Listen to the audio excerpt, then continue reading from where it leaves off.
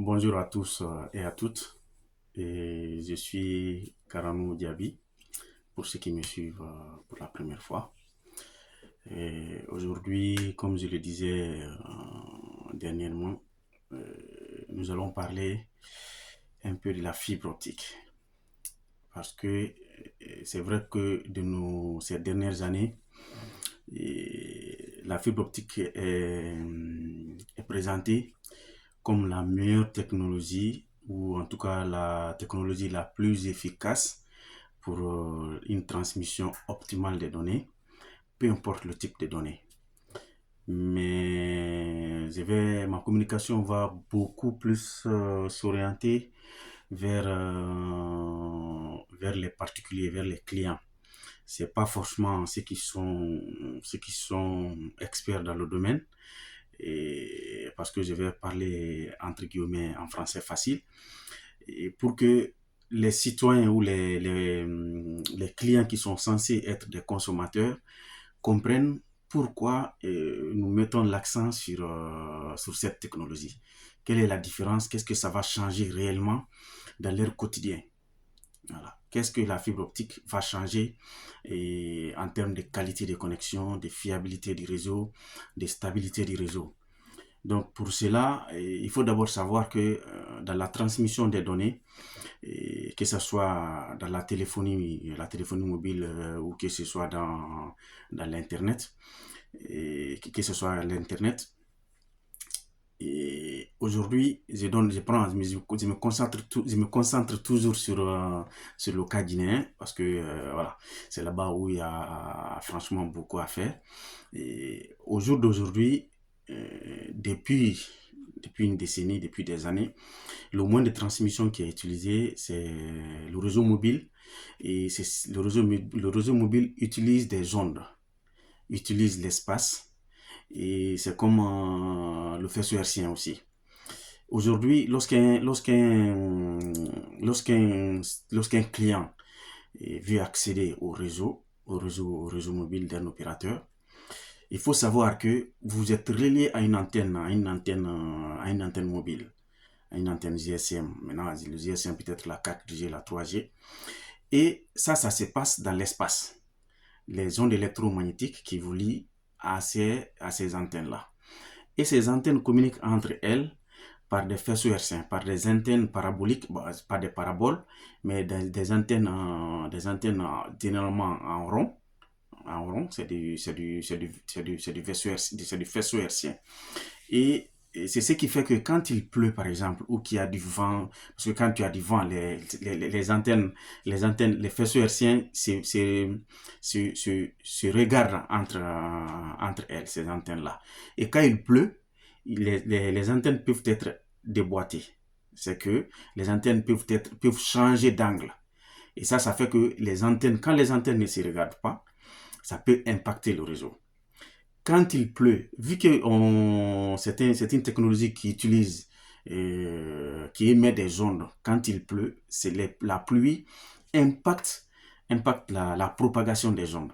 Donc c'est ce qui fait que dès qu'il pleut, des fois, vous n'avez pas de réseau, parce que entre deux antennes qui se regardent en face, quand il y a la pluie qui descend entre les deux antennes, vous voyez que la pluie devient un obstacle. Chaque goutte de pluie devient un obstacle. Ça veut dire c'est une technologie qui est assujettie à beaucoup de tracasseries. Qu'il pleut ou qu'il neige, ou qu'il y ait trop de soleil, ou qu'il y ait trop de... En tout cas, les phénomènes naturels impactent assez sur ce type de technologie. C'est ce qui fait que aujourd'hui, quelle est la différence avec la fibre optique? La fibre optique, c'est un réseau fixe. C'est un réseau câblé. C'est un réseau où tous les équipements communiquent entre eux. En fait, c'est comme une route. C'est comme les routes qui relient les villes. Quand vous circulez sur une route, c'est encore plus facile que lorsqu'il n'y a pas de route. Et la fibre optique protège les informations, et elle est à l'abri des intempéries. C'est vrai qu'elle n'est pas complètement à l'abri, ça peut arriver, des pannes peuvent arriver, mais le réseau de fibre optique est beaucoup plus sécurisé que le réseau soit en aérien sur les poteaux ou en souterrain enfoui, le réseau est plus solide, plus fiable que lorsque on utilise les faisceaux hertziens. C'est vrai que il y a des endroits où il peut être difficile de poser la fibre optique. Ces endroits, on peut toujours utiliser. C'est une question de complémentarité dans certaines zones, surtout les zones rurales.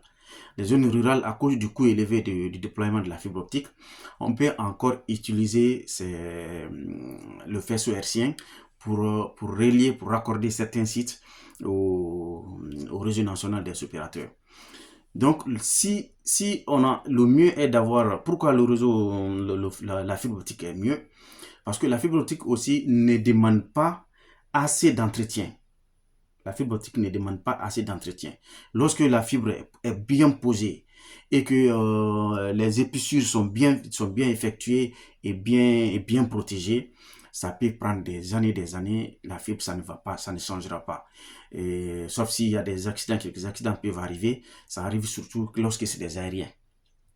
Et donc, généralement, la fibre, elle n'est pas aussi coûteuse que lorsqu'on utilise soit les faisceaux, le réseau mobile, ou même si c'était l'ADSL.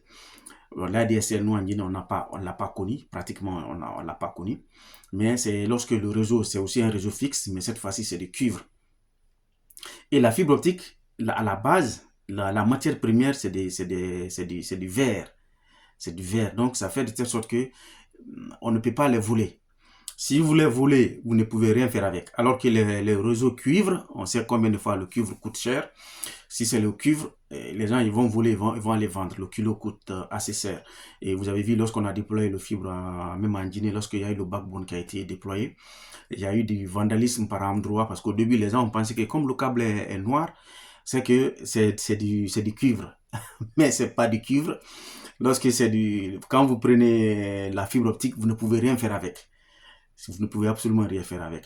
Et aujourd'hui, en France, ici par exemple, il est prévu qu'à partir de 2027, que tous les réseaux deviennent, c'est déjà commencé dans certaines villes, dans certaines communes, petit à petit, les réseaux sont en train d'être remplacés.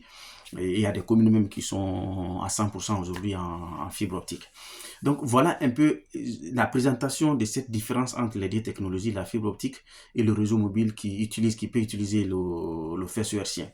Même ici en France, le faisceau hertzien est encore utilisé, mais c'est soit en campagne où on n'a pas encore de réseau de fibre optique dans la zone.